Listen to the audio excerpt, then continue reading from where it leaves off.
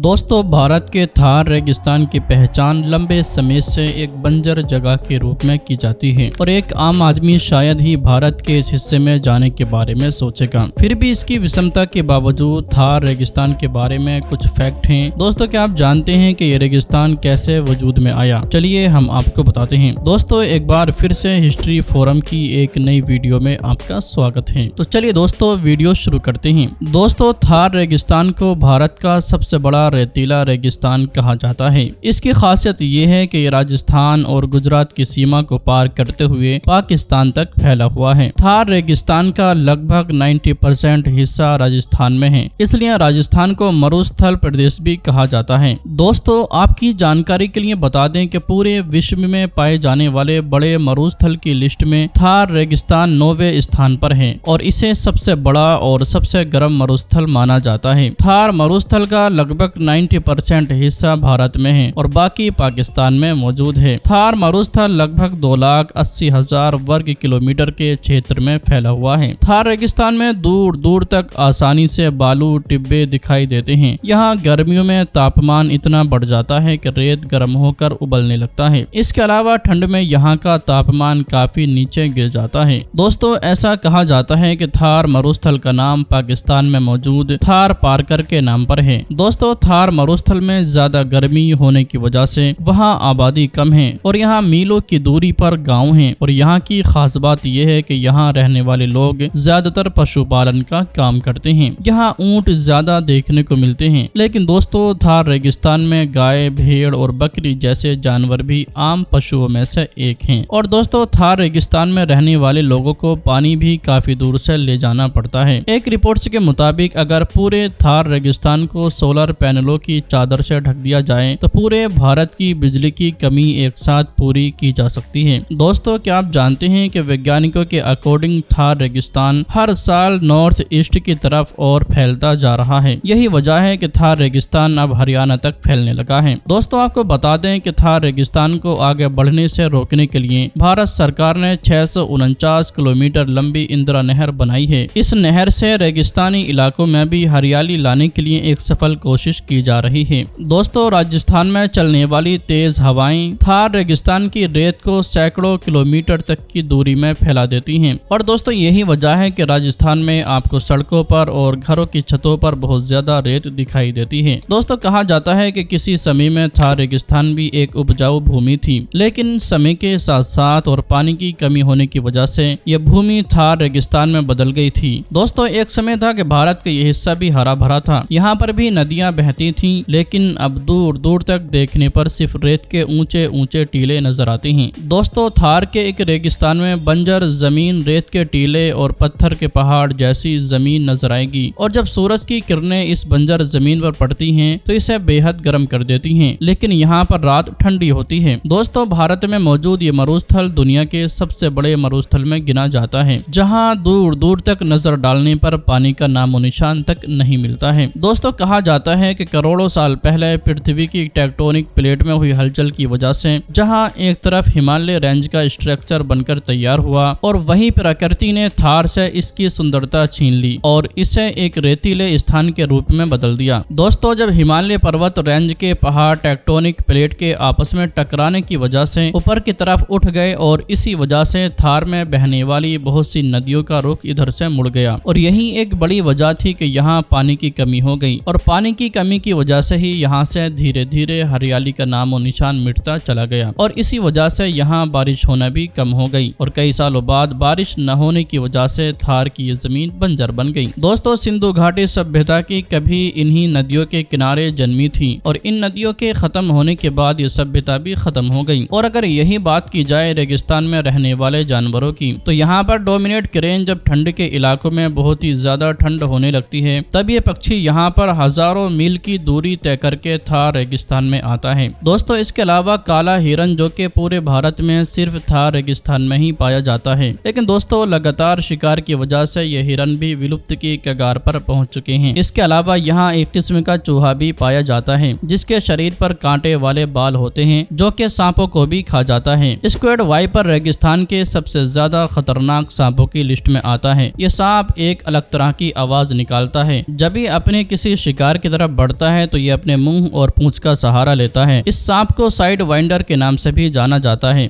दोस्तों अब बात करते हैं थार रेगिस्तान के कुछ फैक्ट्स के बारे में। नंबर 1, दोस्तों थार रेगिस्तान लगभग 2 लाख वर्ग किलोमीटर एरिया में फैला हुआ है। नंबर 2, थार रेगिस्तान का 85% हिस्सा भारत में है, जबकि 15% हिस्सा पाकिस्तान में मौजूद है। नंबर 3, दोस्तों थार रेगिस्तान राजस्थान के अलावा भारत में हरियाणा पंजाब में भी फैला हुआ है। नंबर 4, सर्दियों के दिनों में थार रेगिस्तान का टेम्परेचर 0 से भी नीचे चला जाता है और गर्मियों में यहाँ खतरनाक गर्मी देखने को मिलती है। नंबर 5, लगातार हवा चलने की वजह से यहाँ रेत के ऊंचे ऊंचे टीले बन जाते हैं जो अपना स्थान बदलते रहते हैं। नंबर 6, दोस्तों राजस्थान की लगभग 40% आबादी थार रेगिस्तान में अपना जीवन बिताती है। नंबर 7, आज से सैकड़ों साल पहले थार रेगिस्तान की जगह यहाँ पर नदियाँ बहती थीं। नंबर 8, थार रेगिस्तान को पाकिस्तान में चोलिस्तान के नाम से भी जाना जाता है। नंबर 9, थार रेगिस्तान दुनिया का सबसे आबादी वाला मरुस्थल माना जाता है। नंबर 10, थार रेगिस्तान में कांटेदार झाड़ियां और वन देखने को भी मिलता है। नंबर 11, राजस्थान का जोधपुर जिला थार रेगिस्तान का एंटर गेट भी माना जाता है। नंबर 12, थार मरुस्थल दिन ब दिन अपना एरिया और ज्यादा कवर करता जा रहा है, इसलिए भारत सरकार ने इसे रोकने के लिए एक नदी का कंस्ट्रक्शन शुरू किया है। दोस्तों आप लोग हमें कमेंट्स में जरूर बताएं कि आप लोग थार रेगिस्तान के बारे में और क्या जानते हैं। फिलहाल आज की अपनी इस वीडियो को यहीं पर खत्म करते हैं। वीडियो पसंद आने पर ना सिर्फ वीडियो को लाइक करें बल्कि अपने दोस्तों के साथ जरूर शेयर करें और इसी तरह की वीडियोस हमेशा देखने के लिए हमारे हिस्ट्री फोरम यूट्यूब चैनल को जरूर सब्सक्राइब करें।